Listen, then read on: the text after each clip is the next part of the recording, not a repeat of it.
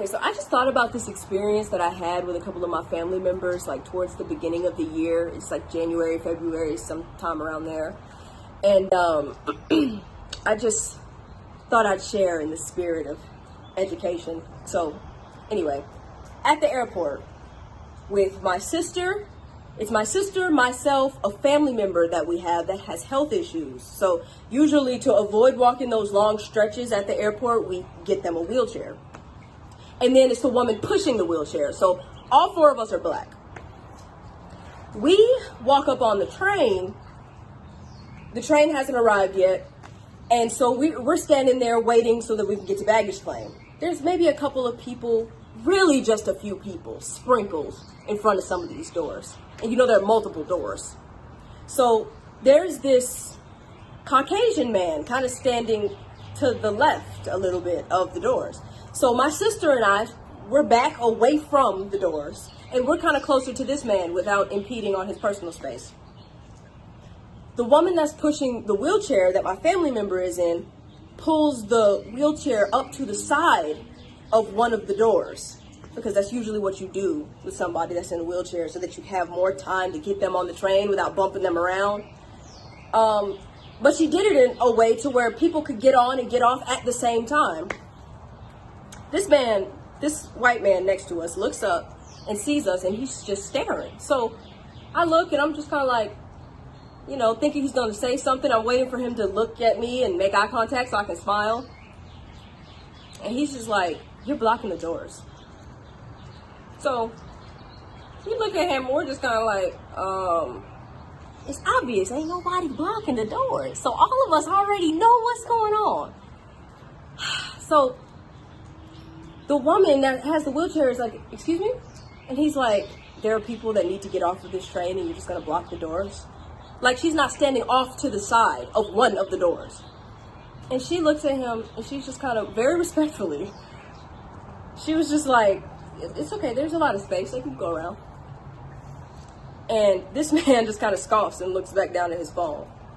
And so anybody that knows me personally knows I'm not good in situations like this. I'm kind of a hothead, so I'm just really, these situations, I don't handle them well.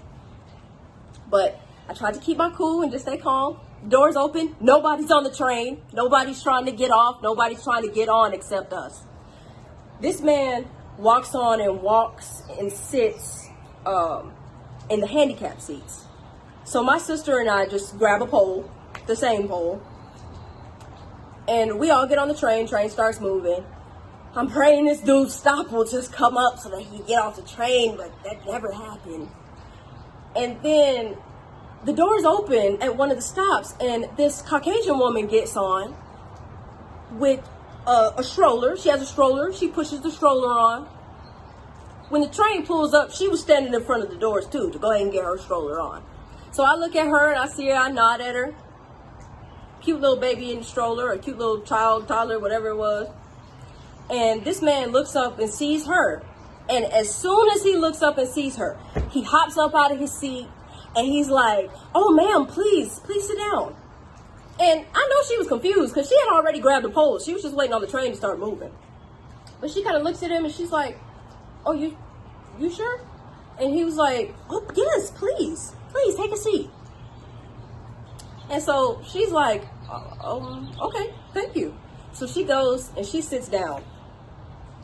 And this man, all the places that he could have gone, all the things he could have grabbed, held on to, he comes and walks over and stands over me and grabs the pole above where my hand is. And it's just standing there over me.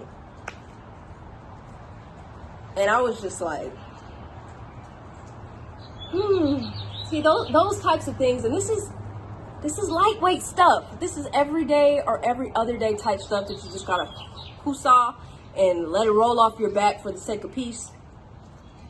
But bruh, when I tell you that these moments make you feel like you're less than human, they make you feel like you're less than a woman. Like, I don't deserve a seat. And I'm never going to ask anybody to give up their seat or give up their spot for me. It's just not, you know what I'm saying? Because I'm a woman or because I'm whatever. But the fact that he did that in that facetious manner, it's just like, what do you have against me? I don't even know you. Like, I don't know you. We've never met. You don't know my name. You don't know how old I am. You don't know nothing about me or anybody that I have with me. But you're treating me like this. Why? But the funny thing is, and it's not funny, but we just had to try to learn to laugh about it at this point, is that Black people subconsciously learn how to like rate what level of racism they're dealing with. Like, a lot of it, we just breathe and let it go because it's so common and we deal with it all the time. Like, my mom some months ago was getting her food, and the guy that was ringing her up, the white guy that was ringing her up, was like, "Where are your food stamps, ma'am?" Just assuming that she didn't have the money to pay for the food that's in her basket. Stuff like that happens to us literally all the time.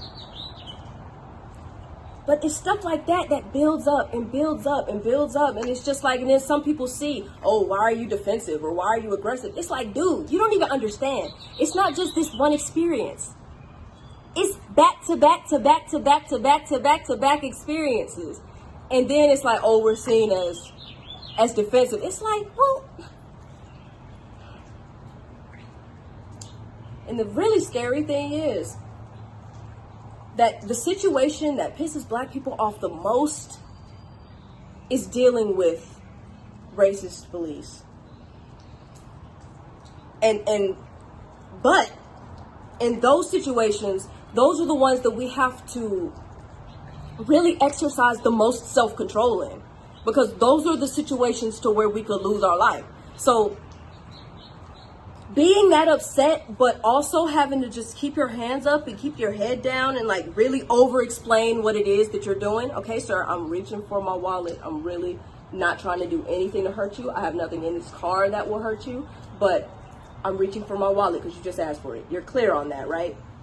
I mean, they might shoot you anyway. It depends on who you're dealing with. But my dad has taught everybody in the house that, and how to handle situations when we're dealing with cops that are tripping for no reason.